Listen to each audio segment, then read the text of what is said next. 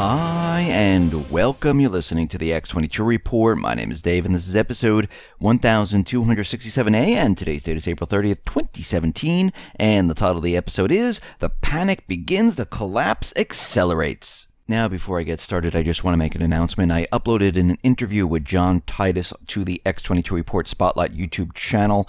Now, he just put out a new documentary where he describes who is running the United States, who's really in charge. So you can go over to his YouTube channel called Best Evidence, and you can listen to his documentary. Then you can come back and listen to the interview with John Titus on the X22 Report Spotlight YouTube channel. All you need to do is go over to YouTube, type in X22 Report Spotlight, go to that channel, you'll see the interview there, or you can come over to the X22Report.com site, scroll down a little bit, you'll see the interview on the right-hand side. Same thing with News Sentinel. Scroll down a little bit, look over to your right-hand side, you'll see the interview, and you can play it right on the site.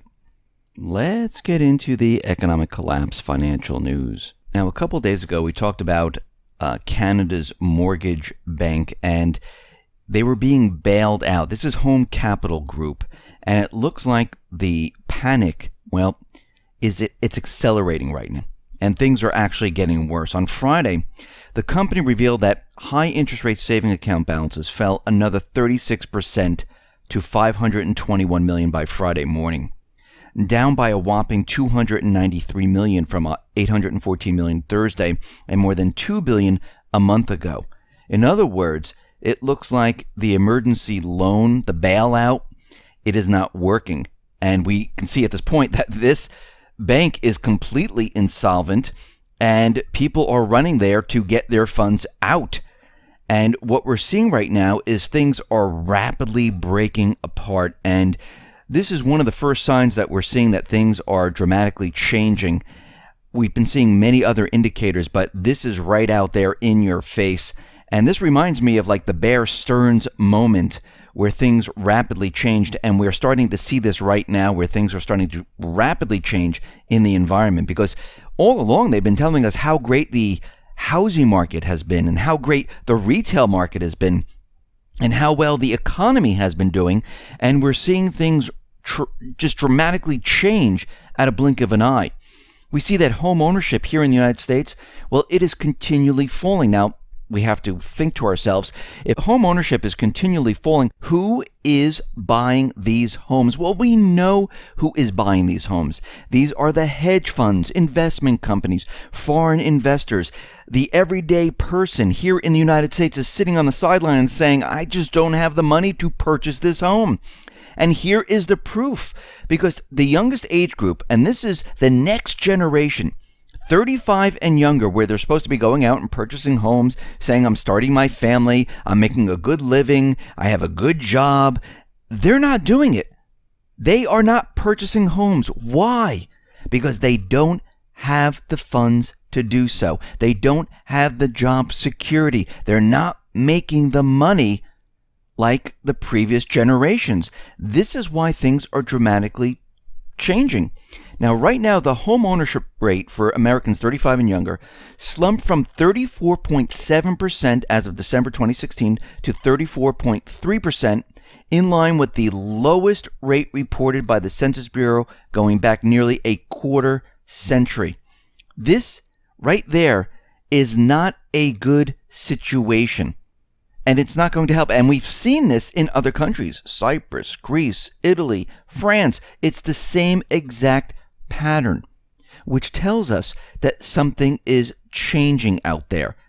And we can see at this point that things are rapidly deteriorating. And if we look at all these different sectors, and we've been looking at all these economic sectors, things are all contracting at the same time. And then we get the word from GDP from the government, where they put out the new GDP number. That is the worst GDP number that we've seen, and that is the manipulated number. This tells us that things are rapidly deteriorating, and we are heading into this downward spiral where it's just going to get worse and worse as time goes on. These bubbles are going to pop. The economy will not be able to be sustained. And when we look at these indicators, we see that a lot of things are going wrong all at once. The weak economic growth in the first quarter was the continuation of a long-term trend right now. Obama, as we know, was the only president in history not to have a single year when the U.S. economy grew at least by 3%. And this is now the fourth time in the last 6 quarters when the economic growth has been less than 2% on an annualized basis.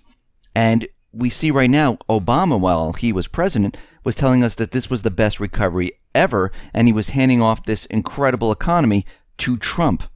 Now, consumer spending, which drives the U.S. economy more than anything else at this point, most U.S. consumers, they're completely tapped out. They have no funds left. In fact, CBS News has reported that 3/4 of all U.S. consumers have to scramble to cover their living costs each month. The job market appears to be slowing. The U.S. economy only added 98,000 jobs in March, and that was approximately half of what most analysts were expecting. Gee, this does make sense, because how many retailers have closed? How many retailers have laid off individuals? Corporations are laying off, and we're continually seeing this. The flow of credit appears to be slowing as well. In fact, this is the first time since the last recession when there has been no growth for commercial and industrial lending for at least 6 months. Last month, U.S. factory output dropped at the fastest pace that we've witnessed in more than 2 years. And we know that retail, well, that is just completely a disaster. Even the corporate media called it the retail apocalypse. And of course, they try to smooth this over, saying, well, this is a sign that everything's moving to online, and that's why brick and mortar is doing so poorly. But we know that online sales is only 1/10 of the retail sales.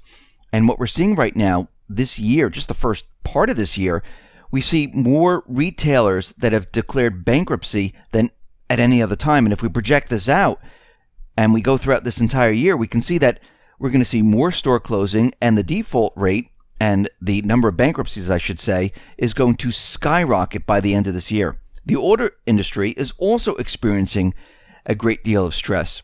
This has been the worst for U.S. automakers since the last recession. 7 out of 8 largest fell short of their sales projections in March. And then when we look at used car prices, well, those are declining at a rapid rate. Actually, Morgan Stanley was out there, and they're projecting that used vehicle prices, well, they could crash up to 50% over the next several years. Commercial bankruptcies, they're rising at the fastest pace since the last recession. Consumer bankruptcies, same thing, rising at the fastest pace since the last recession. And then we have the student loan bubble. Well, that's about to burst. It's reported that 27% of all student loans are already in default, and it is getting worse. Now, Goldman Sachs was out there, and they are warning that the gap between stock investors' hopes and reality is close to an all-time high, where these two things, they're heading in completely different directions. And when we look at the New York Fed nowcast, that nowcast included soft data compared to the Atlanta Fed, where they were looking at the hard data. And then we have reality, which is really what the Atlanta Fed was reporting on. And these two things are completely separate and apart. And we can see right now that as we move along, the economy, it's going to continually deteriorate. It is basically contracting and imploding on itself right now. And we can see at this point that time is ticking away here. And from everything that we've been looking at and everything that we've been tracking, we can see the pace has picked up right now. Actually, if we go back and we saw how many stores were closing down, it wasn't really that many, and how many bankruptcies there were, really not that many. When we look at the GDP numbers, we can see they are continually declining, because what happened was, during the last recession, the Fed was able to pump everything up. Just like a druggie who's on drugs, they're pumped up with drugs, they're feeling great, and then they start coming off of it. And the only way to feel good again is to pump up with more drugs. Well, the Fed right now, even though they're doing things covertly, they need to increase the stimulus dramatically to pump this economy up. And we could see by them raising the interest rates, by them holding back on the stimulus without giving the economy even more free money, we can see they've already started the entire destruction of the economy. And there is a battle going on right now between the central bank and the Trump administration on who is going to bring this economy down first. Because as you can see with Trump right now, he wants more spending. He's trying to pump up these bubbles. The central bank is doing the same exact thing. Whoever is the winner will control the narrative of how the economy actually fell apart and who is responsible. Because, for example, if Trump and his administration is the winner of bringing down the economy, and is that really a winner? No, but he was able to do it. He can turn around and say, listen, these were all the things that the central bank wanted us to do. They wanted more spending. They wanted more free money out there. This is how they did it. They pumped up the bubbles, and they are responsible for doing all this because they raised the interest rates during the weakest economy ever. I mean, you can just turn around and say, look at the GDP. Why would you raise interest rates where GDP was, 0.5%? It makes no sense. Why would you raise it if it's around 0.7%? Why would you begin raising it at the point they started to raise it? Because we can see right now, this is what they're trying to do. And there is a race now. Now, the fact is that this economy is coming down one way or another, and everyone needs to be prepared and ready for what is going to happen here. Because once the system comes down, we know from everything that we've been looking at, from the bail-in documents and what they've done in other countries, basically the currency most likely is going to disappear. There's going to be capital controls. Banks are going to shut down. Supplies to stores, well, they're not going to flow because credit is going to freeze up. And the dollar is going to lose value very, very quickly as we see hyperinflation pour in. And we can see that many people are not going to be prepared and ready for what is about to happen here. And they're going to run to the stores because they won't understand what is happening. And they realize that, okay, I need to get as many supplies as possibly can because I can see every single day that the price of goods are going up, which merely means the dollar value is continually dropping.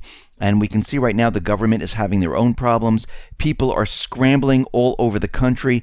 And we can see at this point that if you are not ready for this, if you don't have gold, silver, cash on hand, because you'll use that first to basically buy your supplies until cash can no longer be used. You'll need a weapon to protect yourself. You'll need water. You'll need medical supplies. You'll need toiletries. You'll need all of this type of stuff because things are going to rapidly change.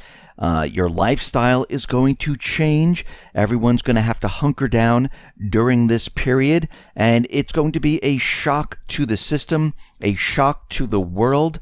And I've been saying this for quite a while now. You need to get ready for what is about to happen here because if you are not ready, it's going to be like a storm hitting your area and you're saying, oh, I got plenty of time. I don't need batteries. I don't need fresh water. I don't need gas for my generator. I'll be fine. Nothing's going to happen because, the storm's coming, but I don't believe it's coming and I'll just wait it out. And then all of a sudden the storm does hit and you are not prepared whatsoever. And all of a sudden, you have no water, you have no batteries, you have no lights, you have no gas for your generator. You're sitting there going, how long is this going to last? And all of a sudden, 1 day, 2 days, 3 days go by, and you're like, wow, this is lasting a lot longer than I thought. And things start to rapidly deteriorate, and you get nervous, you get afraid. You don't want this to happen. Now, if you are prepared, and you are ready for this, you already understand what is about to happen. You're already prepared for what is about to happen.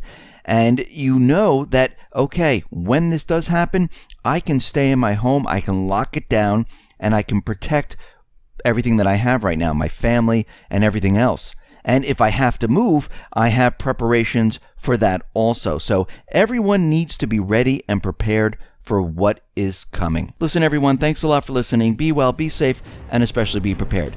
Thanks a lot.